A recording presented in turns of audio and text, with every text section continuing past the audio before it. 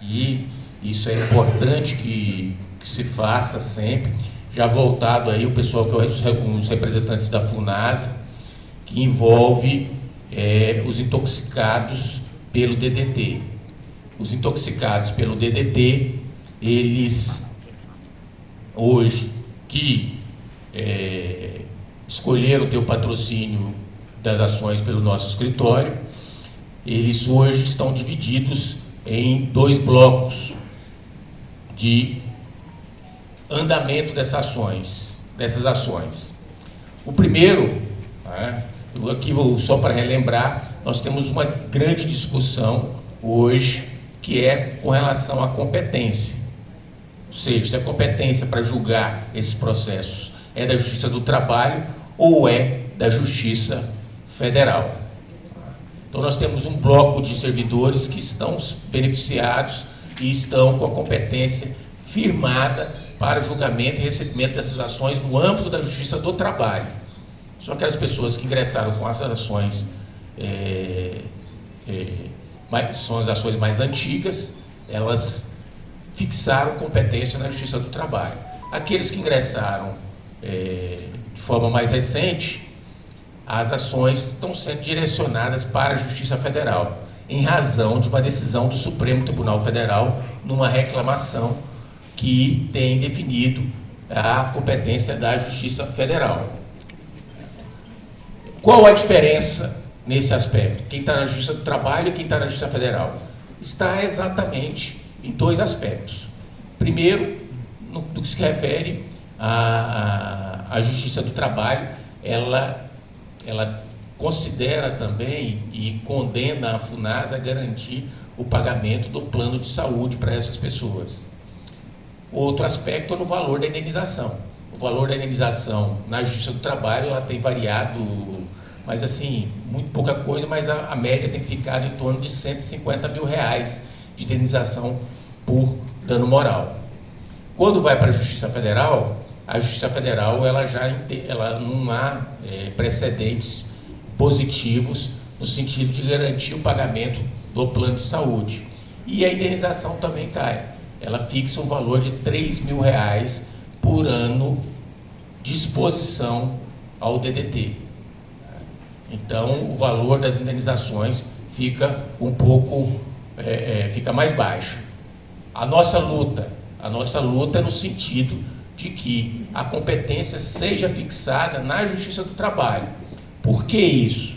Porque, na nossa visão, quando essas pessoas tiveram contato, exposição a esse agente nocivo, foi no período em que eram seletistas. Então, por serem seletistas, a competência deve ser fixada com relação à Justiça do Trabalho e não à Justiça Federal. E a FUNASA só conseguiu isso por meio de uma reclamação direto no Supremo Tribunal Federal.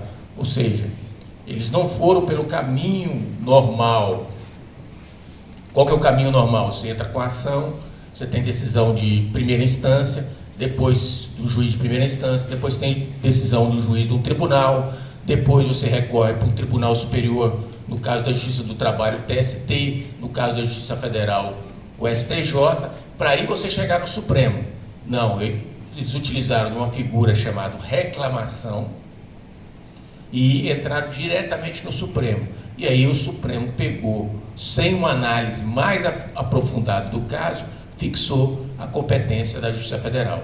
Então, nós estamos tentando ainda em várias ações para que esse processo chegue ao Supremo Tribunal Federal pelo caminho normal e lá possa analisar diretamente o caso dos servidores que tiveram contato, estão contaminados, pelo DDT.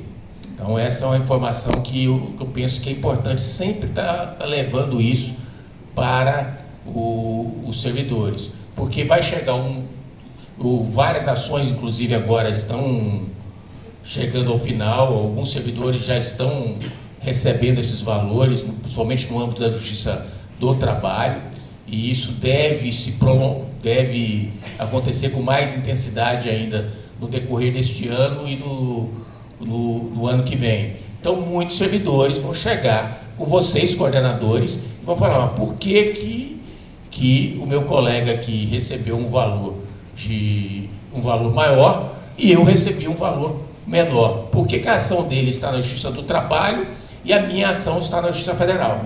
É em razão disso, em razão da mudança de entendimento, né, no âmbito do Supremo Tribunal Federal, que obrigou que essas ações fossem encaminhadas para a Justiça Federal.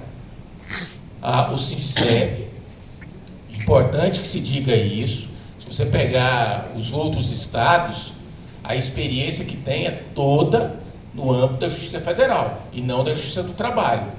Então é uma atuação específica de Rondônia que levou a esse benefício de receber uma indenização maior por ter conseguido fixar, num determinado momento, a competência da Justiça do Trabalho. É importante aqui também salientar, né, eu falei sobre o imposto de renda da isonomia, falei do DDT, tem a questão do imposto de renda também do pessoal da FUNASA.